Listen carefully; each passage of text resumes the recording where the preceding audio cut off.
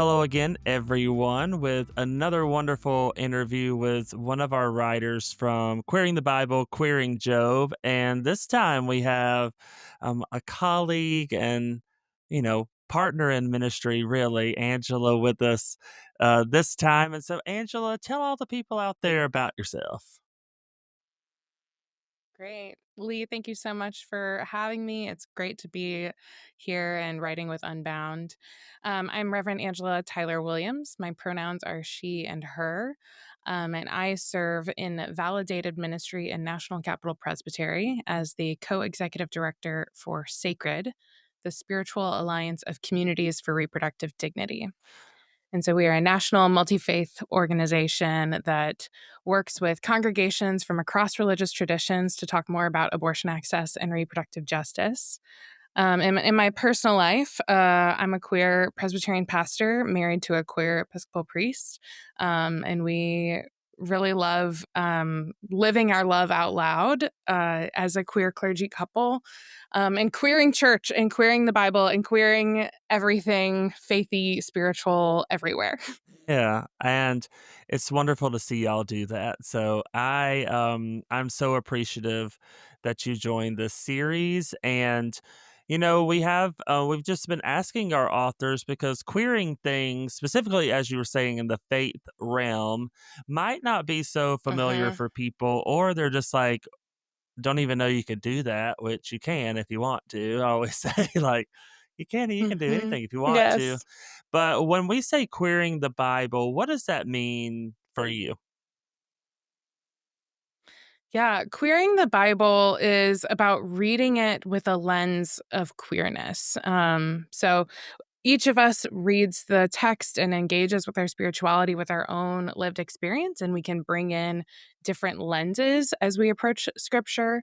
Um, and so, reading and queering the Bible means reading with queerness front and center, making that one of the most salient things that we're looking for, and things that you're like, well, I thought it was taught to me in this way, but then I actually read it and it doesn't seem like it matches up so nicely and neatly into a nice little box of Christian faith. And I see that. I know we'll get into it. I see that so much with Job, Mhm. of things that you think you might know about God, about God's people, about the story of God's people, and be like, well, what? But something's not quite lining up the way I was taught originally. And so it means taking it and looking really critically and saying, well, what are these things that are maybe gender bending or that push the bounds of what we would expect or push the bounds of norms and saying, well, men do this and women do this and this is right and this is wrong. And it's like, I think there's a little bit more messiness there and that God meets us in that messiness and that messiness and queerness is written into the sacred text, page after page after page. Yeah, it's also kind of a joy to do that, to kind of get out of the bounds and get out of the boundaries of what we're always told we should do, and kind of giving ourselves permission to Hmm. even do that work and kind of get away from these Hmm. sometimes scary boundaries that we are all taught that if you cross them, something's going to happen, like, Right. lightning's going to strike us, or anything like that, or like when we talk about salvation, condemnation, and all that. But when you actually kind of give yourselves permission to kind of cross that boundary, it really is very, liberating in so many ways. But you did bring up Job, and Angela is gonna be closing out the series, and so I wonder what, came up for you as you were writing about, Job and reading through it. What are some of the things that just kinda came up for you? Yeah. I have not actually spent too much time with Job before being asked to write about this chapter. And it was such a liberating, exciting thing. So, part of it, I get really nerdy about the historical context and like what is the community that the author of Job came from? Who was the author of Job writing to? And Job is like a much later book.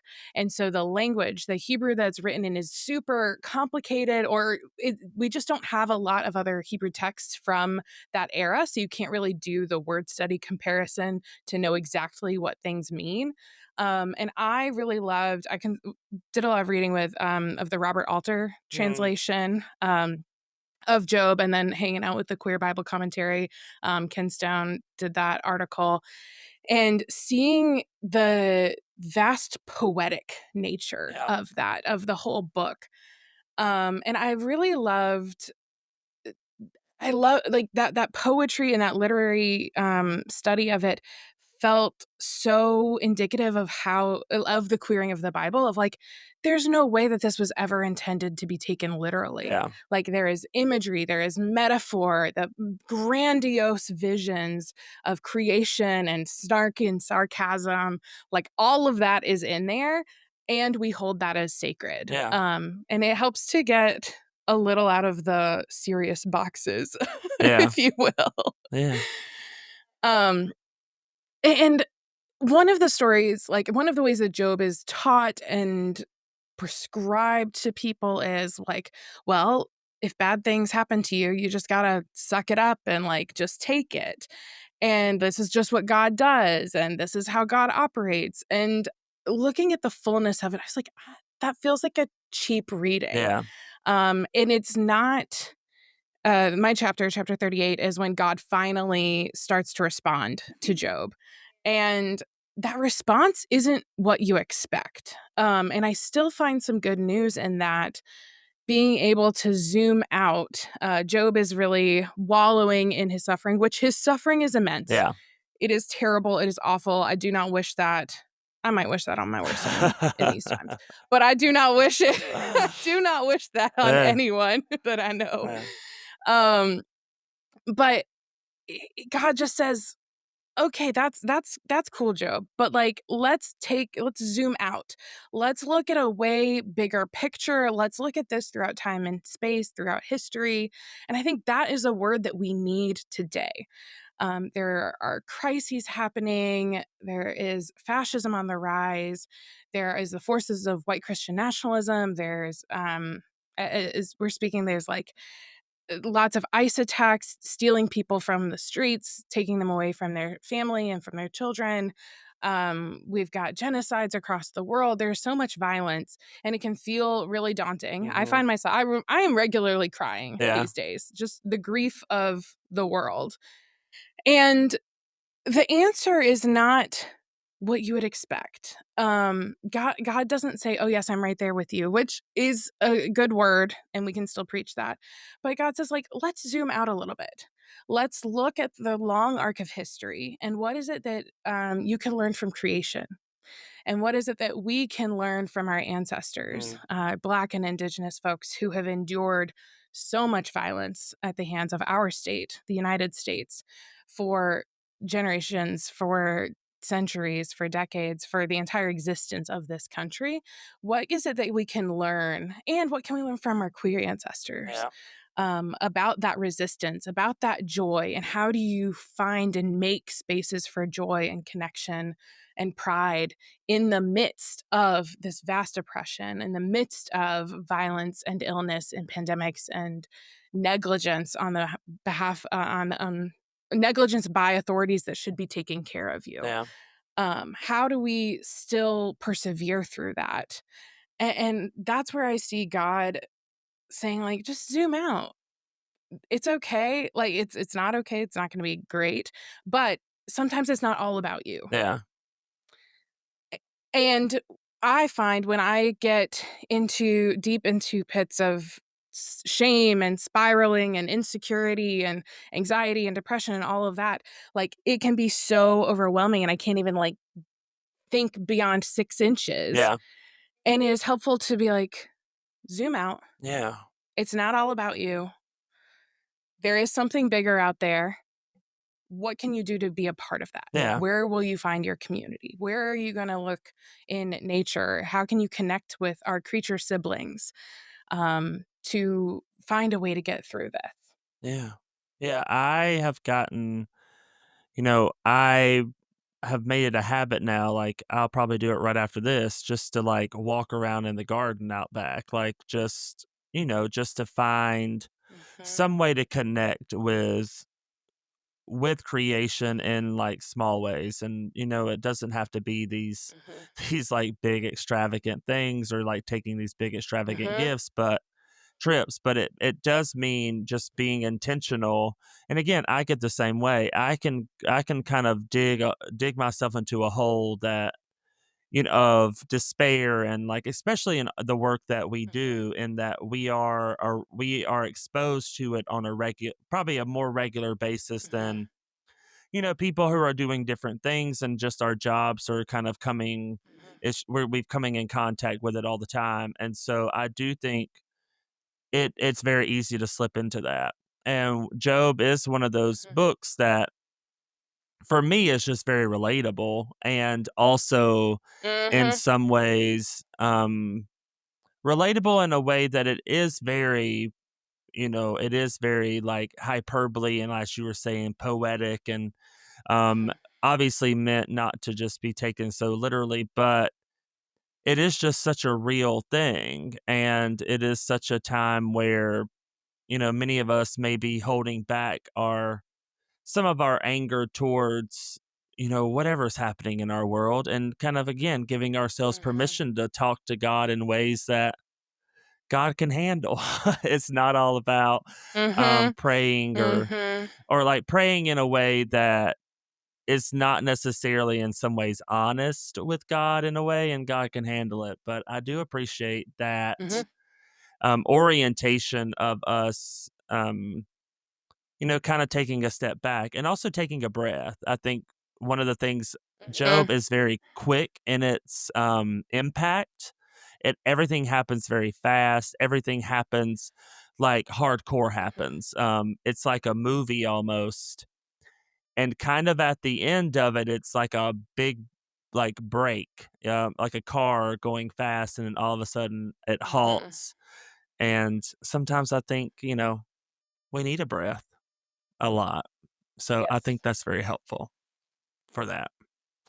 Yes. But again, we've been sitting here talking about, suffering and everything else, and all the things that are going on. And oftentimes, I think for us queer folk, giving each other words of some sort Mhm. during these times, is always very helpful. And so we have been asking our writers to kind of give a word out there to our queer and trans community. And so I wonder, Angela, what would you say to our community in Yeah. times such as these?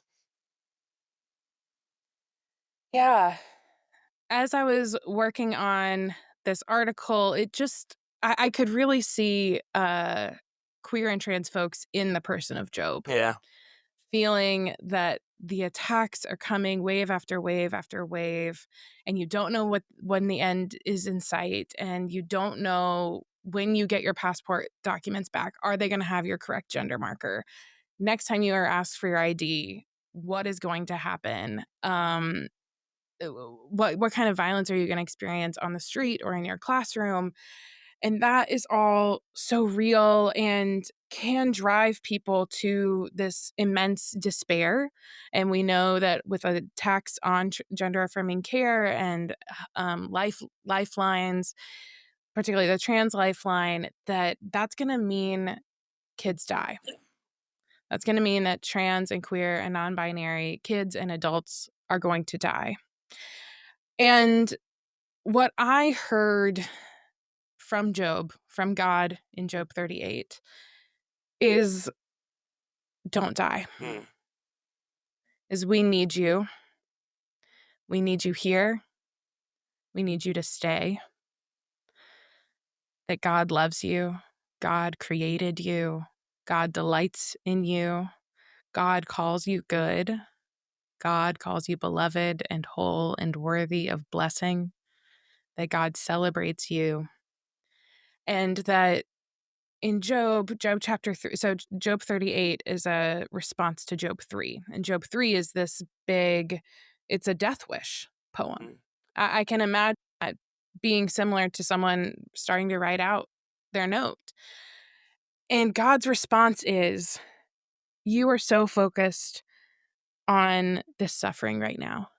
And what I have to tell you is that I was here at the beginning of the world, and I was the one who created light, and I was the one who separated the water from the land and put the morning stars into the sky. And I am bringing light and life and birth and creation. And I need you to remember that, and to remember that you are a part of this beautiful creation that I have blessed and called good. And I've created you in your queerness, in your transness, in your non-binary, in your I'm bucking all labels, Mm. that I've created you just the way you are. And I love you just the way you are. And that we need you here. And I hope that you will stay with us. Well, amen to that. And I appreciate you, and I appreciate you joining this wonderful series of amazing queer people who are, putting their putting their own ideas and their own queerness as it relates to faith and theology out there. And this is a work that I find a lot of blessing in, because I get to speak with people and work with people like you and the writers of these wonderful series that, in all honesty, whenever I travel, which is not often for work, but whenever I do, I can't tell you how many times I've heard that when someone reads, when we did a Queering Lent series or the Queering the Bible series, and Mhm. it's a queer or a trans person that comes up to you and says, I don't know where I would be if I didn't read this or knew this existed, or I don't think I would be here, because it is life saving work. And I always remind Mhm. people that these are statistics from the Trevor Project, that it cuts the suicide rate almost in half if a queer or trans youth have just one affirming person in their life. Mhm. And I always tell people to go be that person. And so if you're an ally out there, go be that person, because half is a lot. It cuts it in half to know that you are loved and affirmed in who you are. And so, again, Angela, thank you so much for being with us and for writing for Unbound and the Queering the Bible series this year. Thank you, Lee. Thank you, Unbound. It has been a delight. And just to remind everybody, Queering the Bible, Queering Job can be found at justiceunbound.org/queering the Bible/Job. And all the links will be in our description in this video. And all these interviews are attached to the written pieces of Queering Job. And those all can be found again at Queering the Bible/Job at justiceunbound.org. And so, yeah, we are done with our writer interviews because Angela's the last one. And so we really hope y'all have enjoyed getting to know our authors. We're going to be doing this a little bit more because I think it's great to get to know the people who are writing this stuff and getting to see the great things that they are doing in our world. And so you'll probably see us again. So until next time, we will see you then.